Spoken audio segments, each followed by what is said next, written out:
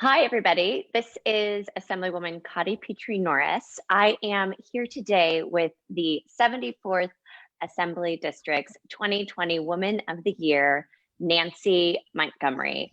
Nancy is the Assistant Dean of Health, Wellness, and Veteran Services at Irvine Valley College. She is also an invaluable part of our 74th Assembly District's Veterans Advisory Council, offering guidance and insight and support. And I am so glad that we're able to connect virtually. We were supposed to be able to honor you last month up in Sacramento at the Assembly's Woman of the Year celebration, and we are definitely going to put a rain check on that and have you up to Sacramento as soon as we possibly can. But thank you for joining us here virtually. It is so good to see you. Well, thank you for having me. It's such an honor to get this an award, and especially from you, because our relationship has grown, and I just really appreciate everything you do for veterans and for all of our college-age students in our area here. So it makes a big difference having someone like you advocating for us. Well, thank you so much. I feel like community partnerships are the thing that make this such a special place to live and to work. And you are such an incredible partner. As I said, Nancy is the Assistant Dean of Health, Wellness, and Veteran Services at IVC. Nancy, can you just tell the folks that are watching from home a little bit more about that and about what you do and about the work that you do with veterans in our community? So my background is nursing, which has nothing to do with really a lot of veterans, but it does in some way and form. So I got my job years ago. I started with working in hospitals, and my expertise as a nurse is labor and delivery, which has nothing to do really again with veterans, but it moved on, and I started teaching at Cerritos College in the nursing program, and then I became their director of health services. One day a Marine walked in my health services office and asked me if I would actually start a Veterans Resource Center for the veterans on campus. And I told him, frankly, I don't even know anything about veterans, but let me do some research. So that started a quest where I did research with about 24 inches of research that I had to study and find out. And what I found out was veterans need the most is healthcare. They need support. They need mental health, for them to actually acclimate and be able to do well in their college life and even coming back from military. So I set forth, I had been a grant writer before, so I started writing grants, and I wrote my first $395,000 grant there at that college. And I put that together, started a Veterans Resource Center. Then Irvine Valley College kind of stole me to work with them. And all while I was taking care of the healthcare services on the campus. So I oversee the health center on the campus at Irvine Valley College. I oversee the Veterans Services Center. I oversee the Food Resource Center, and I'm part of the crisis team and the Title IX also team on the campus. Wow. So you wear a lot of different hats. You're a busy woman. And I know when I came to visit you at the Veterans Resource Center, you really stressed just the importance of a place for our veteran students to gather and to be able to connect with their brothers and sisters in arms. Can you just speak a little bit to how you've been able to create and cultivate that community and that safe space? I think it comes with understanding how the veterans environment, when they're actually on a military base, they work in units. They're more of a family, and they look after each other, and that family and that camaraderie needs to actually follow them when they come into these colleges. And we are their first access because we're easier access at a community college. But it makes a difference if we provide that warm, inviting space where they can actually have a buddy that's been through what they've been through, because most of their age span is like that 24 to 34 year age, but most of our college age are anywhere from that 18 to 22.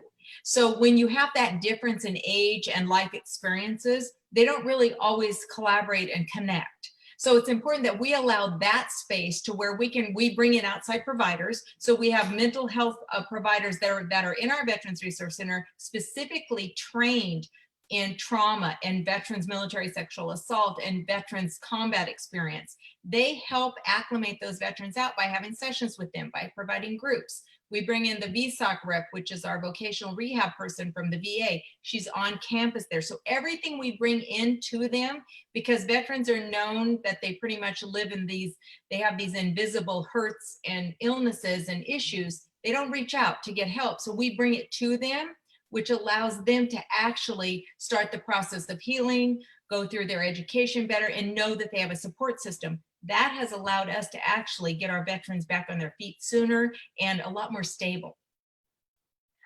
Well, and I know as we are all navigating this new reality and this COVID-19 crisis, we've all adapted.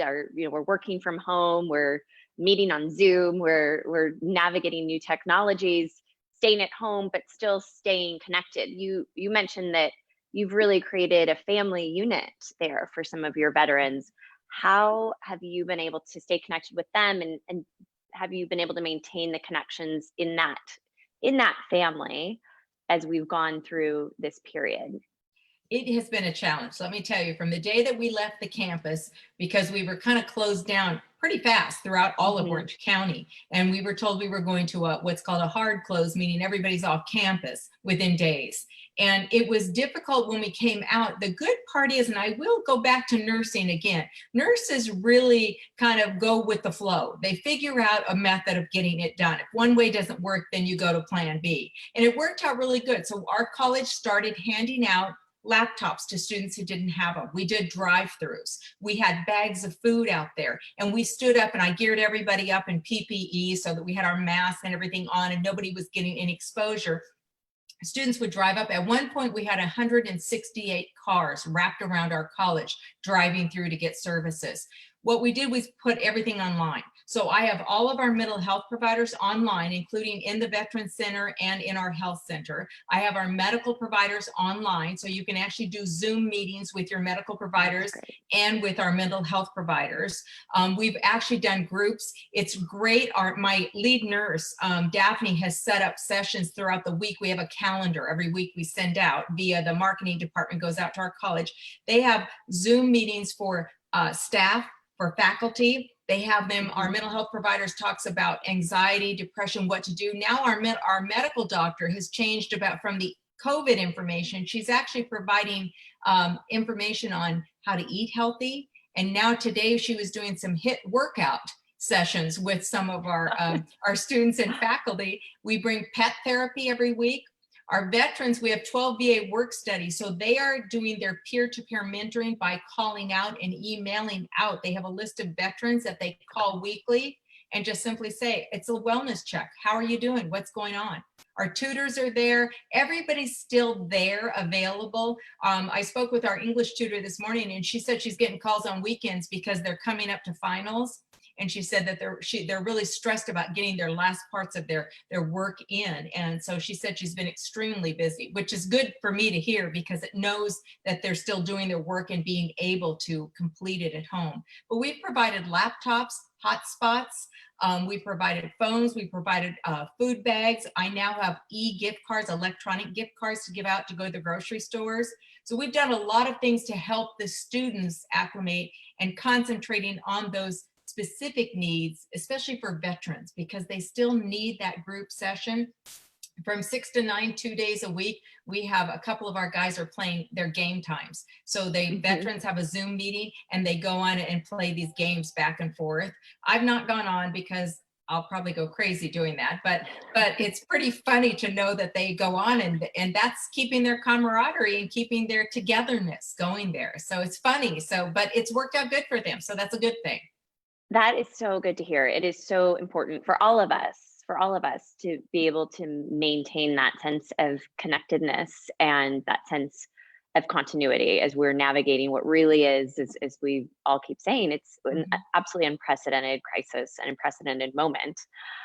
In your view, what, particularly in the context of COVID-19, what would you like to see the state government doing more of right now to support our veterans, or some of our local governments? What can we do to help you achieve your mission?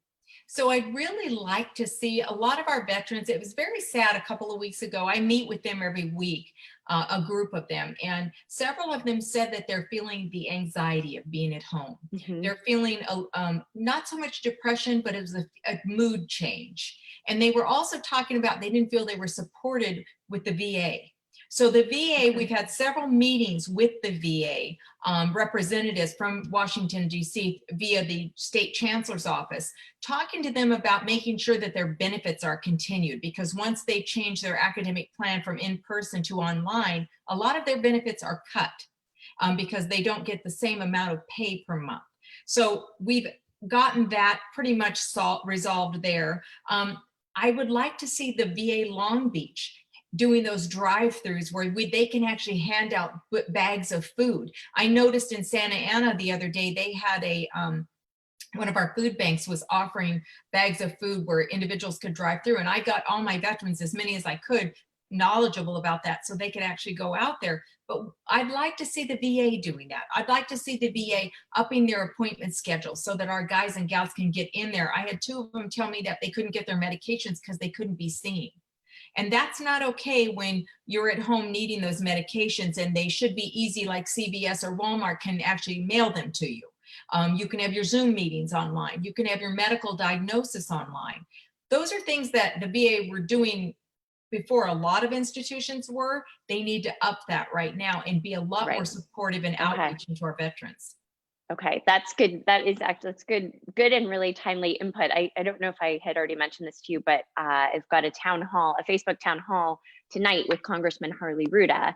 And actually we have somebody who's joining us from the Long Beach VA. So I will definitely share that feedback and that input and ensure that we are pushing to deliver all of the services and resources that our veterans need at this time and so deserve. You joined me for a hearing with the Veterans Affairs Committee a few months ago, and actually a couple of your students were there as well. And I think both of the students that spoke, they used the same word to describe you. They said that you were like their guardian angel. And so on behalf of this entire community and on behalf of the California State Assembly, I want to thank you for everything that you do for our veterans. And I know that you have been that guardian angel and that life-changing person in so many people's lives. And you are valued, you're appreciated, and I cannot wait until we can celebrate you in person very soon. So well, thank you so for much. joining us. It was fun to catch up with you, and please don't hesitate to reach out. Let me know what we can do to help our vets and our students navigate this time. Thank you, Nancy. Thank you so much. I'm very honored, and thank you. It's very special coming from you. Appreciate it. Take care. Thank you so much. Thanks for joining us, everybody. We'll see you again soon.